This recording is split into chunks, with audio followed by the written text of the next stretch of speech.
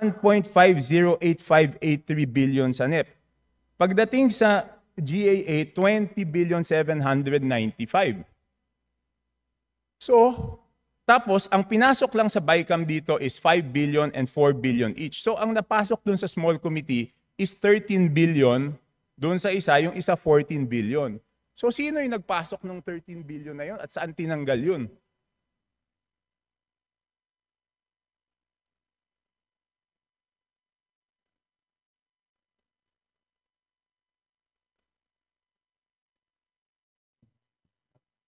So again, the small committee is subsumed within the Committee on Appropriations, and it is not required to render a separate committee report. The rule that you are citing, Honorable Chanco, pertain to standing committees.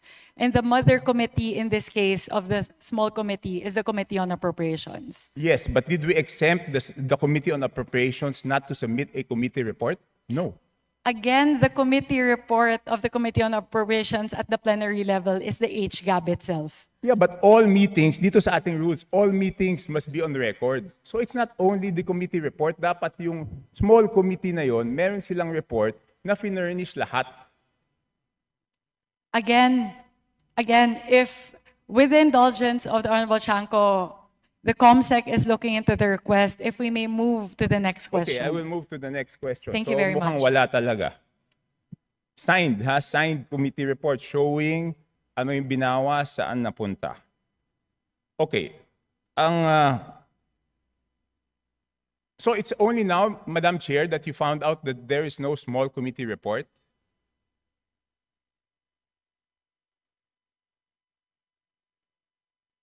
Madam Chair, it's only today that you found out that there's no small committee report? Again, Representative Chanco, I was not the chairperson of the Committee on Appropriations at NIME, nor was I linked to the budget deliberations or the deliberations of the small committee. So this is something that we are looking into based on your query. After third reading? Yes, we commit. Okay. So thank you po. 3 minutes na lang po, tapos na yung 5 minutes. So dapat matanggap na namin yung email ng small committee report, Madam Chair. Again, we will revert back to you on that, Honorable Chanco. Again, the committee secretariat is looking into that. This is something that we can discuss internally. It's an internal matter of the Committee on Appropriations. So I would also not want that to hinder all of the other members to ask their questions pertaining to the 2026 fiscal year budget. So if we can get back to you on that, again, I can also ask the COMSEC to sit down and tackle the request, which we will put under consideration. No, Madam Chair, I don't need to sit down with the COMSEC. I am just requesting that each and every member of the House be given the copy of the small committee report wherein makikita po kung saan po nagbawas. Kasi walang madadagdag kung walang binawas. So yun lang po ang hinihingi ko, pakita lang kung saan binawas at saan dinagdag. Yun lang ang hinihingi ko. And hindi naman po pwede ngayon lang yan gagawin kasi public record yan eh. And I'm sorry to disagree, but public funds is not an internal matter. Di ba kaya nga natin ginawang transparent to because it's not internal. Pag nagtanong tayo tungkol sa pera ng taong bayan, every question is valid and every question is a public. The Honorable Toby Chanco from the Independent Bloc. Yes, Madam Chair. The highlight of the President's SONA was nung sinabi na mahiya naman kayo, initiative, errata for the boys SOP. So ang initiative at errata ay nanggagaling po yan sa Kongreso. Kaya nga medyo nahirapan si Sec. Ralph na sagutin kung paano nabawasan yung iba dahil talagang Kongreso po may alam yan. At dalawang pagkakataon po yan, sa BICAM at sa small committee. So I would like to ask the Chair to furnish all of the members the signed report of the small committee for 2025. Wait, bakit gumagalaw yung oras ko? Hindi naman kasama yung sagot.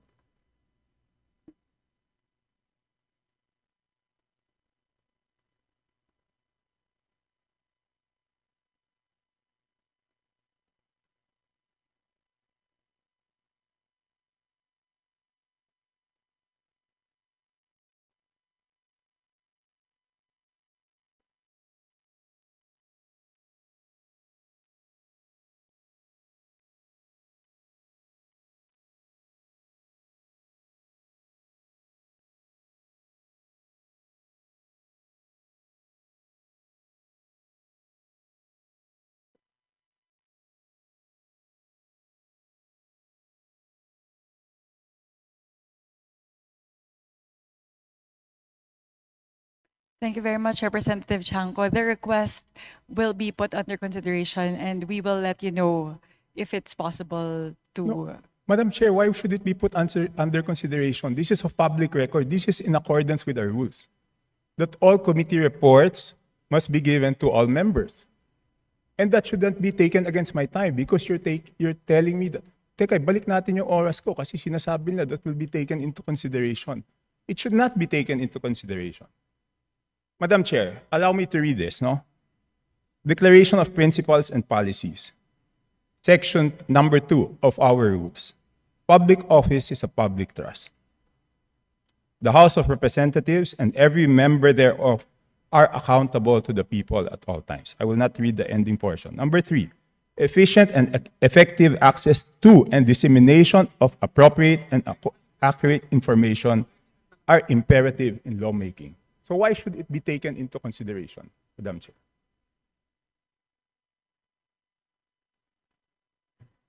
This representation was not the appropriations chair at the time. So the person who's covering the jurisdiction of that particular document, that is a document within the purview of the 19th Congress. Given that we've now crossed over to the 20th Congress, we would need to consider that request.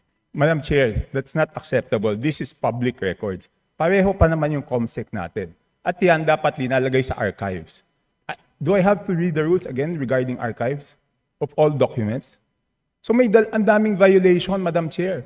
Walang record, hindi binigay. Ngayon, it's not readily available. Walang record sa archives. Ano to, sikreto? Again, this representation was No, not the let's ask the appropriations committee chair. Let's ask at the the committee time. secretary, where are the signed records of the 2025 small committee report?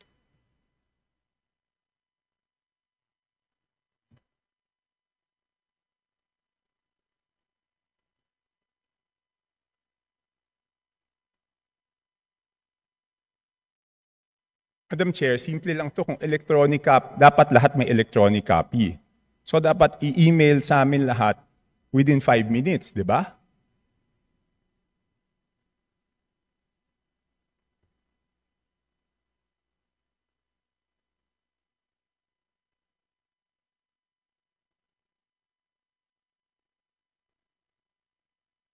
Meeting suspended.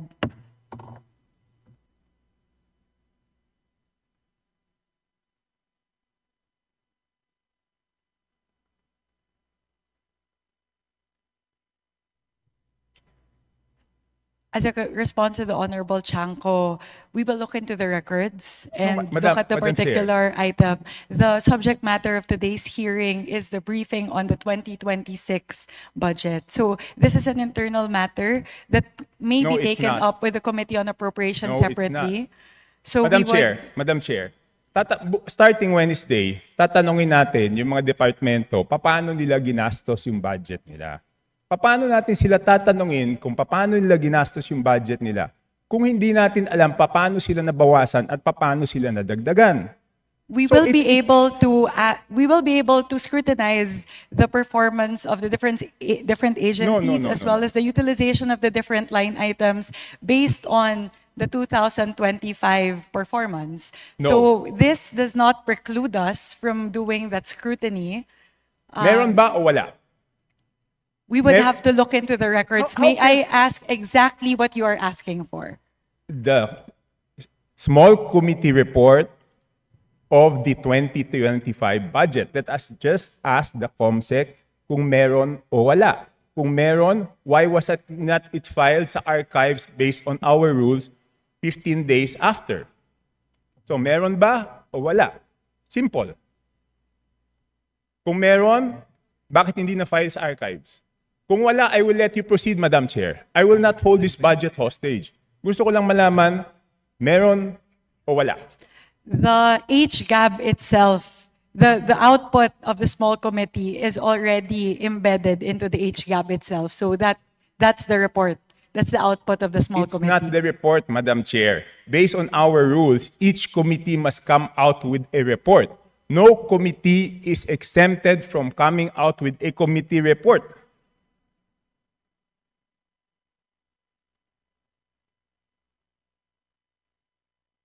Please check Section 39 of Rule 9 of our rules.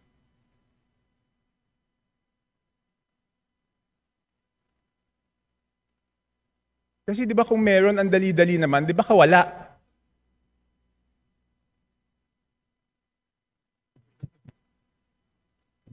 So the small committee is subsumed within the Committee on Appropriations, and it is the Committee on Appropriations who's required to submit the committee report. In this case, the report and the output of the Committee on Appropriations is the HGAB. No, it's not. The HGAB is different from a committee report.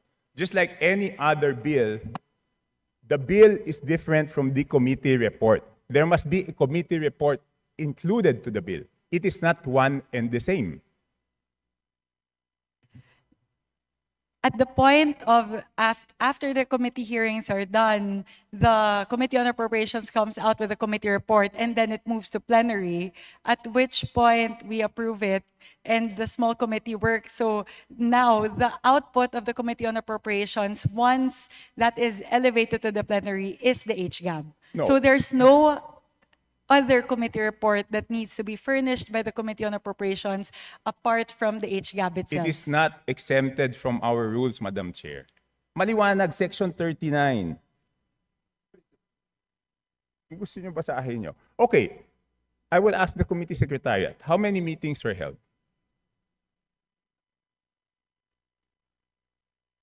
There were 2 meetings. 2 meetings. Did you follow, nasaan yung minutes ng meetings?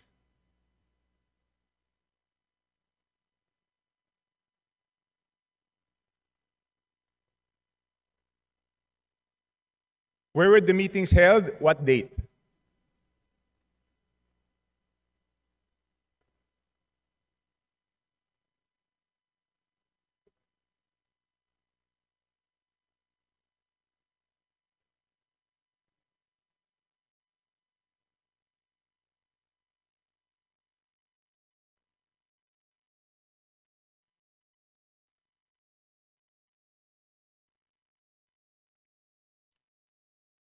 Madam Chair, I can read Section 39 of our rules to make it clear that the committee report is different from the HGAB, but I don't want it to take up my time.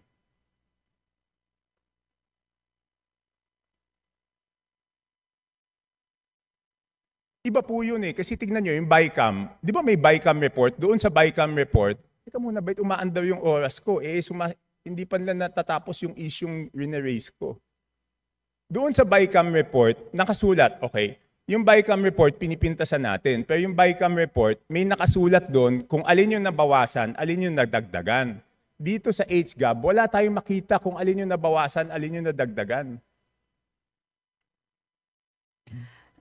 With the indulgence of Representative Chanco, so the COMSEC is currently looking into the specific request as well as the level of detail that you are requesting. No, within 5 minutes, I need the committee report. If we may please move on to the other questions Yes, while but- they're working on Yes, this. I will. But if within 5 minutes wala yan, ibig sabihin wala yan, ngayon palang gagawa yan. Ang gusto natin na committee report is the same as the BICAM. Okay? The same as the BICAM. Nakasulat kung saan binawas, saan nadagdag. Okay, I will mention why it is very important. Okay, ito may 2 distrito, no? At sino ang nag-introduce ng amendment?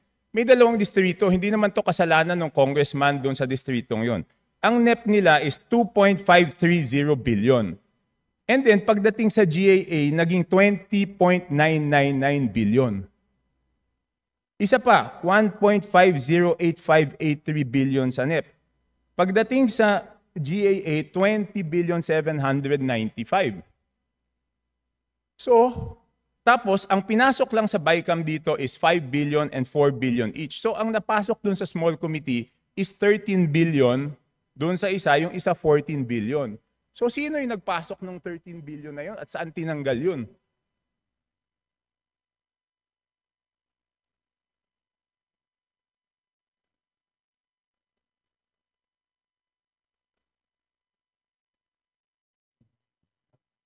So Again, the small committee is subsumed within the Committee on Appropriations, and it is not required to render a No, no, no, separate no, I committee didn't- report. The rule that you are citing, Honorable Chanco, pertain to standing committees.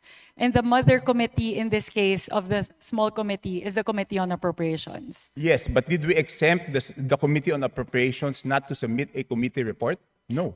Again, the committee report of the Committee on Appropriations at the plenary level is the HGAB itself. Yeah, but all meetings, dito sa ating rules, all meetings must be on record. So it's not only the committee report, dapat yung small committee na yon, meron silang report na finurnish lahat. Again, if with the indulgence of the Honorable Chanco, the COMSEC is looking into the request, if we may move to the next question. Okay, I will move to the next question. Thank you very mukhang much. wala talaga. Signed committee report showing ano yung binawa, saan napunta. Okay. So it's only now, Madam Chair, that you found out that there is no small committee report?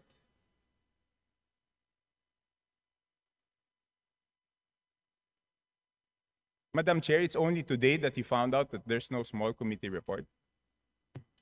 Again, Representative Chanco, I was not the chairperson of the Committee on Appropriations at NIME, nor was I linked to the budget deliberations or the deliberations of the small committee. So this is something that we are looking into based on your query. Okay. So, you mentioned in a press conference that you will have a subcommittee on budget amendments to replace the small committee. Is that correct? Yes, that is correct. Does it mean that we will now strictly follow section 56 and 57 of our rules, that before we after we approve on second reading, no further amendments will be made? Yes, that is correct. So, lahat ng individual amendments will be tackled before approval on second reading? All amendments of institutional nature will all be included in the version of the bill that will be approved on second reading. No, not institutional. I'm referring to committee and individual amendments.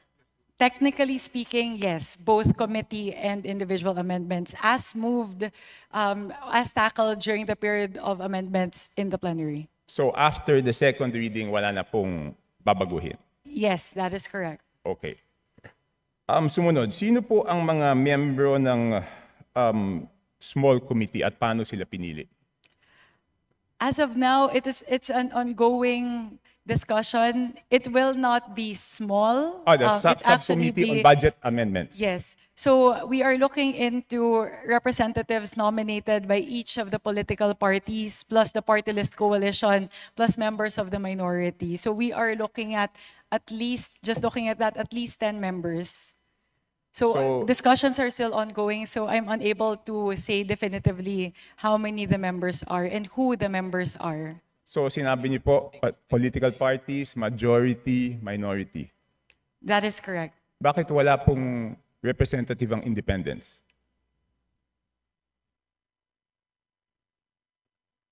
Hindi pa po kami dapat tumingin din sa budget? That could be considered. Thank you very much for pointing that out, Representative Chanco. So is it a affirmative that the independents will be represented? Madam Chair, point of order, Madam Chair. Kasi kanina I was asking kung ano ito, kung hearing ito o briefing. Ang sagot sa akin, briefing. Sa naririnig ko parang hearing. Because we are now discussing, things that are properly discussed in the committee itself. So, with apologies to my friend Congressman Chanco, baka maybe that can be discussed in a formal APRO meeting kasi we have our resource persons here that probably are wondering why they are listening to all of this. And so that also the briefing can proceed, Your Honor. Yes, to my friend, of course, the respected Honorable Puno. But on Wednesday, we will ask them how they spent their funds. So I think we all also should know whether they were deducted funds or added funds, before we ask them how they, di ba po parang pag kahit bata, pag humingi ng allowance, bago humingi ng bagong allowance, titignan muna kung paano ginastos, di ba? So, and I'm winding up. Check po na. Congressman po na. No, I am not unhappy with the questions. In fact, some of them are my own questions also. I was just observing that you know, the ruling was that this is a briefing. So I myself have been forced to revise some of the questions I was going to ask. But thank you for your lead on this. Okay, next. Lahat po na ba dapat digital na ngayon? Bakit wala pong soft copy ang HGAB? Wala pa pong HGAB Hindi. for Ibig sabihin fiscal yung year 2025. 2025 HGAB, wala pong soft copy yan.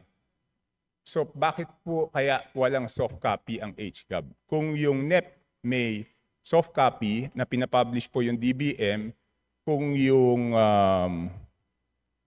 GAA na papublish po may soft copy, bakit po kaya walang soft copy yung HGAB? At sigurado po ba tayo na magkakaroon ng soft copy ang HGAB ngayong 2026 budget?